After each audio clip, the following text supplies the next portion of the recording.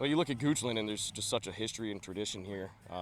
State championships. They've been to the regional finals. I think they won 11 or 12 games a year every year in the 2010s, or averaged that in the 2010s. And I told our kids, like, there's not too many places that can say that. So the history and tradition really drew me to the county.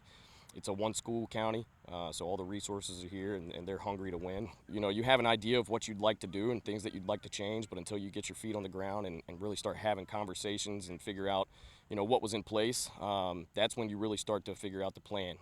So after I had those conversations and just listening to people, I said, all right, here's the things that are good that we can kind of keep the same, and here's the things that we need to change and develop the plan moving forward. Yeah, I think, I was talking to my assistants about that. I think, we've got 6 starters back on defense. I think it's 3 or so on offense. I might have those numbers flipped.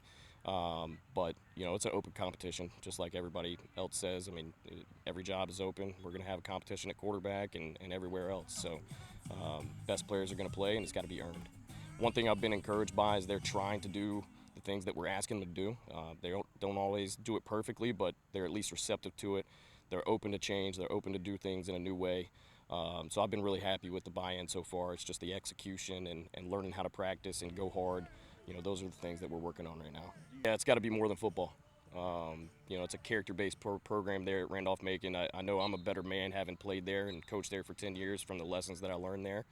And so that's been invaluable to me as I, become a head coach, that, keep that perspective that, you know, not many of these guys are going to go play in the NFL, but they're all going to go out into the community. So for us, it's about, building better husbands and fathers and leaders and keeping that perspective. It can't just be about football.